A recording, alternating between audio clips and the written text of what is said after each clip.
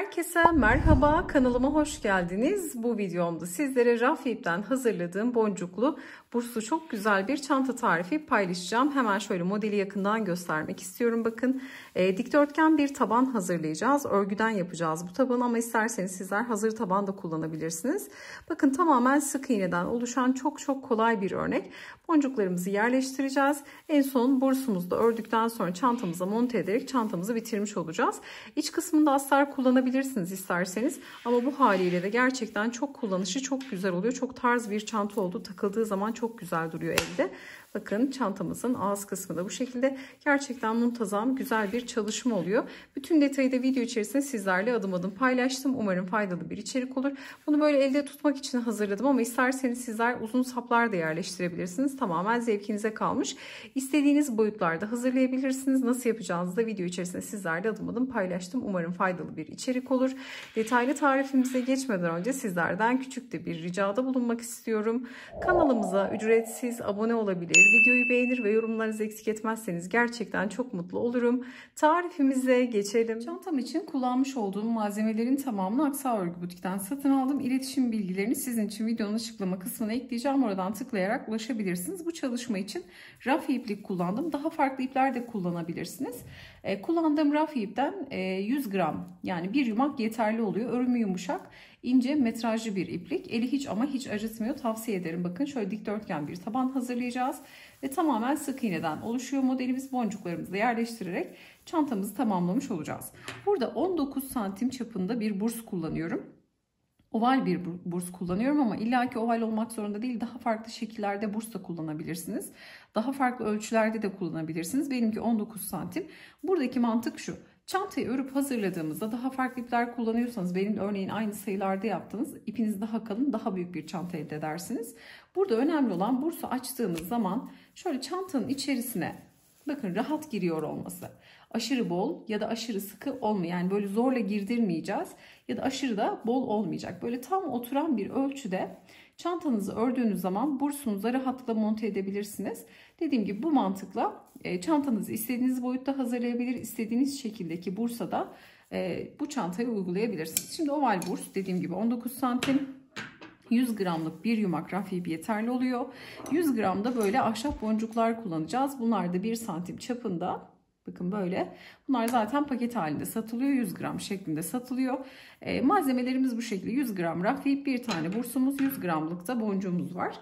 Burada kullanacağım tığ numaram 3,5 milim. Burada kullandığım ipe göre elimde çok sıkı değildir, gevşektir. 3,5 milim tığ kullanıyorum. Eğer kullandığınız ipleriniz farklıysa, örneğin daha kalın raf ipler kullanıyorsanız metrajı da fark edecektir. Benim için 100 gram yeterli oldu ama sizde belki eksik de gelebilir. Buna göre farklılıklar olabilir. Başlangıçta bunu da söylemekte fayda var. Şimdi işe ilk olarak tabanla başlıyoruz. Burada dikdörtgen bir taban hazırladım. 25 zincirle başladım. Dikdörtgen tabanımı 6 sıra olacak şekilde ördüm. Şimdi küçük bir örnekte modeli sizlere tarif edeceğim. Aramızda yeni başlayanlar varsa dikdörtgen taban, onu da spiral örmüştüm o videoda. Çok detaylı anlatmıştım yeni başlayanlar için. İsterseniz onun linkini de açıklamaya eklerim. O tarife de bakabilirsiniz. Bu noktada zorlanırsanız eğer bu videoda.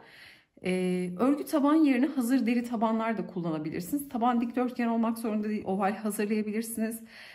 Daha farklı örneğin yuvarlak hazırlayabilirsiniz. Yapacağınız bursa göre istediğiniz taban şekline bu boncuk uygulamasını yapabilirsiniz. Şimdi başlayalım. İşe ilk olarak zinciri, bakın kilit zincirine çekerek başlıyorum. Kilit zincirinden sonra ördüğüm ayardan bir tık gevşek olacak şekilde başlangıç zincirlerimi çekiyorum. Büyük çantam için 25 zincirle başlamıştım. Şimdi burada şöyle 2, 4, 6, 8, 9, 10, 11 zincirle başlayalım. Şimdi zincirin düz kısmını değil tersini çeviriyorum. Arkada bakın şöyle kesik çizgiler var. Tığın diğer tarafında da 2 çizgi var. Bu kesik çizgileri kullanacağım. Çektiğim son zinciri bırakıyorum. Bir sonraki zincire batıp ilmek çıkartıyorum. 2 ilmeğim var, doladım. İkisinin içerisinden geçirerek sık iğne örüyorum. Bir sonraki zincire geliyorum. İlmek çıkarttım. Sık iğne. Bu şekilde her bir zincire bir tane sık iğne örerek ilerliyorum. Dediğim gibi büyük çantada 25 zincirle başlamıştım. Daha farklı Daha büyük boyutlarda burslarla hazırlayacaksanız zincirinizi daha fazla çekebilirsiniz. Ya da daha kalın raf ip kullanıyorsanız benimle aynı sayıları da kullanabilirsiniz eğer bursunuz büyükse. Bunu kendiniz ayarlayabilirsiniz. Burada mantığını kavramak önemli. Mantığını kavradıktan sonra sizler rahatlıkla yapacaksınızdır. Şimdi son zincire geldim. Son zincire batıyorum. Bir tane sık iğnemi ördüm. Şimdi bakın son zincire tekrar batıyorum. İkinci sık iğneyi örüyorum. Son zincire üçüncü kez batıp üçüncü sık iğnemi örüyorum. Şöyle bakın son kısımda 3 tane sık iğne. 1, 2, 3 tane sık iğne ördük. Şimdi bir sonraki zincire geliyorum. Hemen bakın sıradaki hemen sık iğnenin dibi. Bir sonraki zincire batıyorum. Bu da şöyle kesik çizgi şeklinde duruyor. Hemen buraya da batıp bundan sonrakileri birer tane öreceğim. Sadece son zincire 3 sık iğne ördük. Kısa ipi de bu aşamada gizliyorum bakın. Şöyle hemen sık iğnelerin diplerine yine zincirli noktaya batarak karşı tarafa geçtik. Burada da sık iğnelerimizi örüyoruz. Şimdi son zincire kadar her birine bir tane sık iğne öreceğiz. Şimdi son sık iğneye geldiğimizde bakın burası ilk başladığımız nokta. Bu zincire de batıyorum. Karşılıklı sık iğneyi örüyorum. Şimdi burada kaydırma yapacağım. Bu kaydırmayı da bir sık iğne kabul edeceğim. Birbirinin yansıması olacak bakın buradaki noktalar, uç noktalar. Şimdi geliyorum ilk sık iğnenin tepesine battım. İlmek çıkartıp bekleyen ilmeğimden kaydırdım. Bir zincirle yukarı çıktım. Kaydırma ile beraber bu boşlukta 1, 2, 3 tane sık iğne oldu. Bir zincirle yukarı çıkıyorum. Gelen ilk sık iğneye 3 tane sık iğne örüyorum. 1, 2, 3. Şimdi diğerlerine birer tane batacağım. Ta ki sondaki üçlü sık iğnenin ilkine kadar. Şimdi birer tane batarak ilerleyelim. Mantığını kavradıktan sonra istediğiniz boyutlarda hazırlayabilirsiniz. Bu aşamada küçük bir çalışma yapıyorum. Dediğim gibi eğer çok detaylı bir dikdörtgen taban anlatım isterseniz daha önceden paylaşmıştım. Linkini de açıklamada bulabilirsiniz. Şimdi bakın şu kısımda 1, 2, 3 tane sık iğnemiz var. Şu noktaya da batalım. Şimdi üçlünün olduğu sık iğneye geldim. 1, 2, 3 tane sık iğne. Üçlünün ilk sık iğnesine 3 tane sık iğne örüyorum. 1, köşeyi oluşturacağız çünkü. 2, aynı boşluğa 3. İkinci sık iğneye bir tane batıyorum. Üçüncü sık iğneye 3 tane batacağız. Hemen 1, 2 ve 3. Sonra diğerlerine birer tane batarak ilerliyoruz. Şimdi 4 tane köşemiz olacak. 4 tane üçlü nokta olacak. Diğerleri ise birer tane sık iğneden oluşacak. Şimdi son sık iğneye kadar gelelim. Kaydırmadan önceki son sık iğneye kadar. Her birine bir tane batıyorum bakın. Bu aşamada eğer çok hızlı ördüğümü düşünüyorsanız videoyu yavaşlatabilir ya da tam tersi hızlandırarak da seyredebilirsiniz.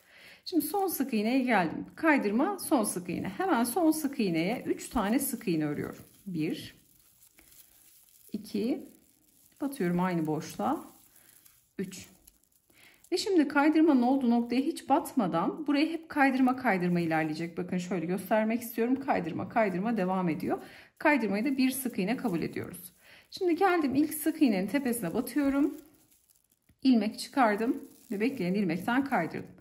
Kaydırma bana bir tane sık iğnenin boşluğunu veriyor. Bakın oranın yerini dolduruyor.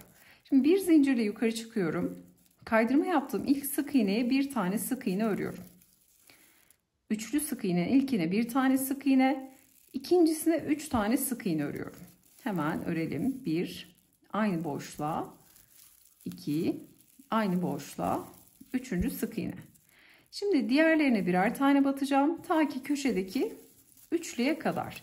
Şimdi dikdörtgen tabanda yaptığımız işlem 4 tane köşe üçlümüz var. Bu üçlünün her defasında ikincisine 3 tane sık iğne örerek diğerlerine birer tane örerek bu şekilde dikdörtgen tabanı artırıyoruz.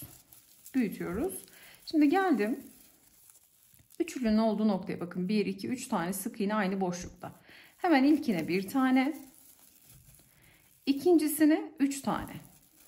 1, aynı boşluğa 2, aynı boşluğa 3. Diğerlerine birer tane. Bakın üçüncü sık iğneye bir tane. Ortada tek duran sık iğneye bir tane. Şimdi geldi köşedeki üçlü sık iğne. İlkine bir tane. İkincisine 3 tane.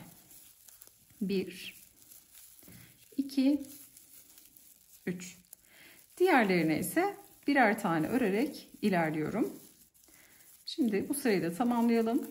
Model çok rahat ortaya çıkmış olacak. Şimdi sayılardan bahsedeceğim. Boncukları hangi sayı üzerine yerleştirdim. Bundan bahsedeceğim. Bakın geldim üçlüye. 1, 2, 3 tane sık iğne var. İlkine bir tane. İkincisine 3 tane. 1, 2, 3. Son kalan sık iğneye bir tane sık iğne. Ve hemen geliyorum. Kaydırmanın olduğu noktadayım. İlk sık iğnenin tepesine batıp ilmek çıkarıp kaydırma yapıp bir zincirle yukarı çıkıyorum. Hep bu şekilde çantayı bitirene kadar kaydırma ve zincirlerle yukarı çıkarak dikdörtgen tabanımızı bu şekilde büyütmüş olacağız. Umarım anlaşılır olmuştur. 4 tane üçlü nokta var bakın. Üçlü sık iğnenin her zaman ikincisine 3 tane sık iğne örerek, diğerlerinde birer tane örerek bu şekilde 4 köşede artışları yapıp dikdörtgen tabanı büyütüyoruz. Burada 6 sıra olana kadar artışlarıma devam ettim. Ve şimdi sıra sayınızı, yani tabanı bitirdikten sonra buharlı ütüyle ütülüyorum. Kademeli ütüleme yapıyoruz. Bu da önemli. Çünkü çantayı duvarını örüp bitirdikten sonra tabanı ütülemesi imkansız hale geliyor. Yani ütü sığmıyor içerisine. Bu yüzden tabanı bitirdikten sonra buharlı ütüyle ütülüyoruz. Şimdi buradaki sık iğnelerimizi sayacağız. Ben burada boncukları 3 ve 3'ün katı üzerine yerleştirdim. Yani 2 boşluk var. Bakın 2 sık iğne var. Üçüncüye boncuk. 2 tane sık iğne. Üçüncüsü boncuk. 2 sık iğne. Üçüncüsü boncuk şeklinde. 3 ve 3'ün katları şeklinde sayıya ihtiyacımız var bu çanta için. Şimdi burada sık iğnemi sayacağım. Hemen hızlı bir şekilde saymak istiyorum. Kaydırma noktasını da sayıyoruz bu arada. Hemen başlayalım. Şöyle 1, 2, 3, 4. Şimdi burada tabanı saydığım zaman son sırada 38 tane sık iğnem çıktı. Şimdi 38'i 3'e böldüğümde bölünebilir bir sayı olması gerekiyor. Fakat bir tane eksik sık iğne çıkıyor. Ne yapacağım şimdi? Burada bir tane, örneğin sizin bir tane eksik çıktı ya da bir tane fazla çıktı. İster azaltabilir, isterseniz bir tane artırabilirsiniz. Ya da örneğin 2 tane, 3 tane sık iğneniz eksik kaldı. Sayıyı tam eşitlemek istiyorsunuz. Köşelerden birer tane artış da yapabilirsiniz. Bu çantamda bakın herhangi bir artış yapmadım. 25 zincirle başladım. 6 sıra artırdım. Son artış sırasından sonraki sık iğneleri saydığımda toplamda 90 tane sık iğnem var. 90 tane sık iğneyi 3'e böldüğüm zaman her sırada 30 tane boncuk yerleştirmiş oldum.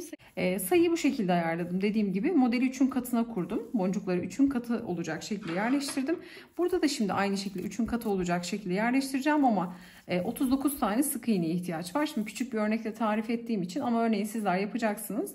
Böyle 1-2 tane sık iğne eksik kalırsa bir baştan bir buradan da artırmanızı yapabilirsiniz. Şimdi kaydırmaya bir tane sık iğne ekleyip hemen şu İlk sık iğnenin tepesine batıp tekrar bir kaydırma yapıyorum. Buraya ekstradan bir sık iğne eklemiş oldum. Şimdi bir tane zincir çekiyorum. Bakın artıştan sonra 2 sıra hiçbir işlem yapmadan 2 sıra tamamen sık iğne ördüm. İsterseniz buradaki sırada da artış yapabilirsiniz. Şimdi geliyorum. Burada hemen ilk sık iğnenin tepesine batıp tekrar sık iğne. Bir sonrakine batıp tekrar yine bir sık iğne şeklinde. Şimdi 2 sıra tamamen bu şekilde sık iğne öreceğiz. Bakın sıra sonuna geldik. Buradaki son sık iğneyi de battım. Şimdi ilk sık iğnenin tepesine batıp kaydırma yapıyorum. Kaydırmayı da bir sık iğne kabul ediyoruz yine. Şimdi kaydırma ile beraber toplamda burada 39 tane sık iğnem var. 39 tane sık iğneyi yani 3'e bölebiliyorum. Bu şekilde boncuklarımı yerleştireceğim. Şimdi her defasında bakın hep aynı işlemi yapacağız. Şöyle boncukları yaklaştırayım. Artık boncuk sırasına geçiyorum. Tabi burada sizler ben 2 sıra ördüm ama daha fazla da örebilirsiniz. Sıraları değiştirebilirsiniz, sıra sayısını. Şimdi bir zincirle yukarı çıktım. Gelen ilk sık iğnenin tepesine batıyorum. Bir tane sık iğne örüyorum. Şimdi boncuğu alacağım. Boncuğu tığıma yerleştiriyorum. Bakın boncuk 3,5 milim tığla yine örüyorum. Ve boncuklara hat girip çıkıyor. Boncuğu tığıma aldım. Sıradaki sık iğne noktasına batıyorum. Şöyle tekrar alacağım. Bakın. Bir tane sık iğne ördüm. tığıma boncuğumu aldım ve sıradaki sık iğne noktasına batıyorum. İlmek çıkarttım. Çıkarttığım ilmeği boncuğun içerisinden geçirdim. Bakın 2 ilmek var. Normal sık iğne örüyorum. Sık iğne ile boncuğu yerleştirmiş oluyorum. Boncuktan sonra 2 tane sık iğne örüyorum. Sıradaki noktaya batıyorum. Birinci sık iğne, bir diğer noktaya batıyorum. İkinci sık iğne. 2 tane yan yana sık iğne ördükten sonra tekrar boncuğu alıp tığıma yerleştiriyorum.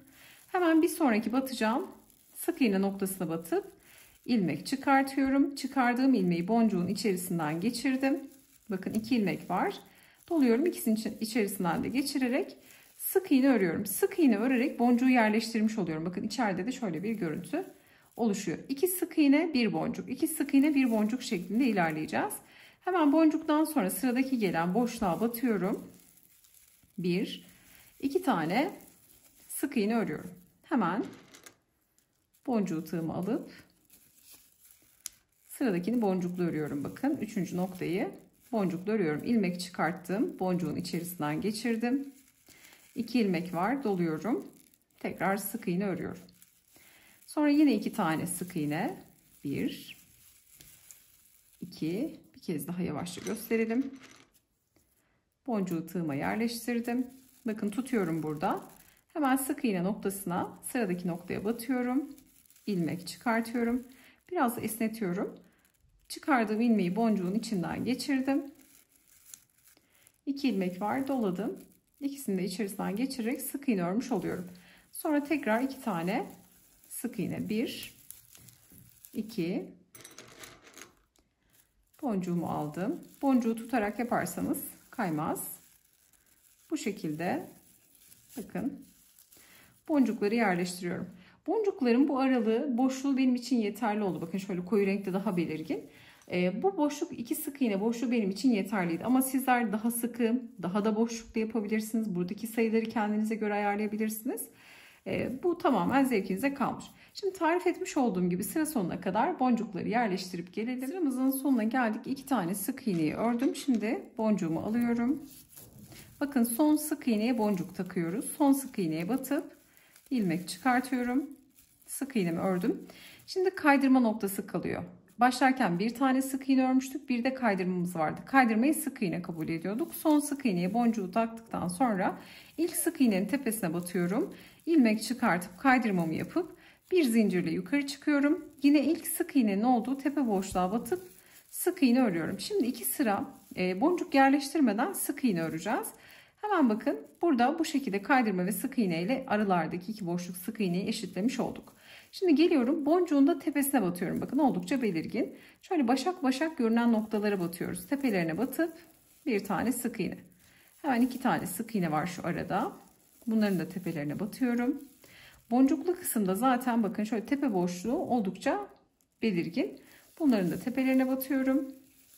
Boncuğun tepesine bir sık iğne, aralardaki 2 sık iğnenin üzerine de yine 2 sık iğne. Yine aynı sayıda bu şekilde sık iğnelerimizi elde ediyoruz. Şimdi sırayı tamamlayalım. Bir üst sıraya geçiş hemen sizlerle paylaşalım. Bakın sıramızın sonuna geldik. Son boncuğun da tepesine batıyorum.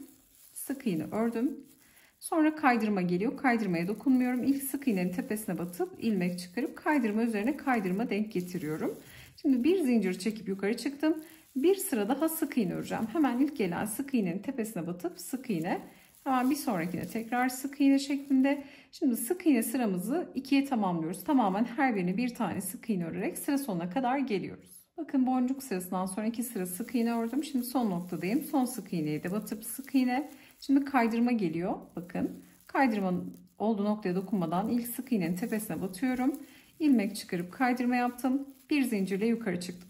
Şimdi boncuk sırasında yaptığımız işlemi birebir tekrar edeceğiz. Model bu 3 sıradan oluşuyor. 1 sıra boncuk, 2 sıra sık iğne, 1 sıra boncuk, 2 sıra sık iğne şeklinde model kendini tekrar etmiş oluyor. Bu rengi de çok yakıştı. Çok natürel, güzel durdu. Yani bu renk zaten, bu doğal boncuklar birçok rafya ipe gidebilir. Yani illaki hep böyle hasır rengi olmak zorunda değil. Kahve gibi, buradaki kullandığım açık renk gibi değil. Daha farklı renklerle de bu boncuklar çok güzel olacaktır. Şimdi başlıyoruz tekrar boncuk sırasına. Bir zincirle yukarı çıktık. Hemen ilk gelen sık iğnenin tepesine batıp bir tane sık iğne örüyorum. Ve boncuğumu alıyorum. Boncuğu tığıma yerleştirdim. Bakın alt sıradaki işlem birebir aynısı. Hemen sıradaki gelen sık iğneye batıp ilmek çıkartıp sık iğne. Sonra tekrar 2 tane sık iğne örüyorum. 1 2. Sonra boncuğumu alıyorum. Şu kenarı düzmüş, hemen diğerini alalım. Bunu bakın tığıma taktım. Bir sonraki boşluğa batıyorum. Sık iğne. Boncuklar bu şekilde üst üste geliyor. İlk sıra boncuk sırasında ne yapmışsak bu sırada da aynısını yapıyoruz. Şimdi bundan sonrasını tarif etmeye gerek yok bakın. Bundan sonra birinci sıra boncuk sırasını birebir tekrar ediyoruz. Tekrar 2 sıra sık iğne boncuk sırası, 2 sıra sık iğne boncuk sırası şeklinde çalışmamızı bitiriyoruz. Bakın böyle küçük bir örnekle tarif ettim ama umarım anlaşılır olmuştur. Teknik çok basit. Mantığını kavradıktan sonra çok rahat yapacaksınızdır. Hemen büyük parçada göstermek istiyorum bakın. Burada boncuk sıramı 2, 4, 6 sıra olacak şekilde yerleştirdim. Şimdi taban ölçüsü de vereceğim sizlere. Boncuk sırası 2 sıra sık iğne, boncuk 2 sıra sık iğne şeklinde ilerledim. En sonda da 3 sıra sık iğne yaptım. Şimdi taban ölçüsü verelim. Çantamızı ölçelim. 25 zincirle başlamıştık. 6 sıra sık iğnemizi artırmıştık. Taban ölçümüz artış yaptığımız noktaya kadar şöyle ölçtüğümde 23 santim tabanın uzunluğu. Şöyle kısa kenarı da yaklaşık 9 santim. Kısa kenarı da 9 santim. Çantamızın boyu şöyle tuttuğumda çantanın boyu da yaklaşık 27-28 santim, özür dilerim, 17-18 santim ölçüsünde çantamızın boyu. Ağız kısmının genişliğini de verecek olursam şöyle kapattığımda ağız kısmı da yaklaşık 30 santim ölçüsünde. Şimdi 3 sıra sık iğne ördükten sonra ne yapıyorum? Şu kısımda bakın ipimi kopartacağım. Kaydırma yaptıktan sonra bakın ilk sık iğnenin tepesine battım. Kaydırmamı yaptım. Bir zincir çektim. Burada ipimi şöyle yeteri kadar kesip ilmeğimden çıkartıyorum. Şimdi burada içeride ipik izleyeceğiz. Çantam bittikten sonra boncukları tamamen yerleştirdikten sonra bakın şöyle iç kısmında göstermek istiyorum. İsterseniz bu halde burs değil de çok güzel çanta sapları var. Onları da yerleştirerek ya da kendi ipiyle saplar yaparak da elde çantalar hazırlayabilirsiniz. Bu çantayı daha büyük boyutlarda da hazırlayabilirsiniz. Plaj çantası falan çok güzel olacaktır. Çantayı tamamen bitirdikten sonra içeriden buharlı ütüyle ütüleme yapıyorum. Boncukları ipi herhangi bir zarar gelmiyor. Bunu da söylemiş olayım. Şimdi artık ipi bırakmıyorum. Bursu alıyorum. Bursu sık iğne ile öreceğiz. Sonra da çantamıza yerleştireceğiz. Bu aşamada 3 milim tığ kullanıyorum. Böyle buralar eskimiş. Bu tığı ben genelde bursu için kullanıyorum. Çünkü metaller bu tığa değdiği zaman hem burası deforme oluyor, çiziliyor. 3 milim tığ kullanacağım. Yine ipimi alıyorum. Şöyle bir zincirle bir ilmek oluşturdum. Şimdi sık iğneler bu tarafta şöyle düzde kalacak şekilde başlıyorum. Hemen şu kenardan bakın bir zincirle başlıyorum. Sık iğne örmeye. Bursuma batıyorum. Kısa ipi de arada gizleyelim. Ben şöyle ilmeği çok gevşettim. Batıyorum. İpimi aldım. Sık iğne. Yaptığım işlem sadece sık iğne. Bakın bursu tamamen sık iğne ile kaplayacağım. Bursu sarabilirsiniz. Etamin iğnesiyle dikiş yapabilirsiniz. Bursu yerleştirmenin birçok farklı yöntemi var. Ve bugüne kadar da sizle birçok farklı yöntemi paylaştım. İstediğiniz yöntemi deneyebilirsiniz. Hangisi kolayınıza geliyorsa. Ben bu çalışmada tamamen şimdi sık iğne ile kaplayacağım. Geçişte de şu vidalı kısmı geçerken de burada yaklaşık bir 3, 4 ya da 5 zincir çekip buraya geçiş yapıp tekrar buradan da sık iğne ile bu kısma kadar geleceğim. Sık iğne ile tamamen bursu sarmış olacağım. Şuna dikkat edeceğim. Burada kaç tane sık iğne örmüşsem burada da o kadar sık iğne örmeye dikkat edeceğim ki bursu yerleştirdiğimde çantama bir tarafı fazla bir tarafı eksik olmasın. Şimdi tamamen sık iğne ile bakın bursu bu şekilde kaplıyorum. Şöyle göstereceğim bir miktar. Tamamen sık iğne ile güzelce kısa ipi de gizledik. Bakın böyle sık iğne ile tamamen bursu kaplayacağım dediğim gibi. Şurayı zincirle geçip tekrar burada da sık iğnelerimi sayarak eşit sayıda sık iğnelerimizi hazırlayalım. Sonra da artık çantamızı yerleştirmeye geçelim. Burada bursu bakın sizlere tarif etmiş olduğum gibi tamamen sık iğne ile kapladım. Şöyle hiç metal kısmı görünmeyecek şekilde sadece vidalı kısımlar açık. Buradan başladım bakın 75 tane Buraya için sık iğne ördüm. 4 zincir çektim. Karşı tarafa geçtim. Tekrar 75 tane sık iğneyi yerleştirdim.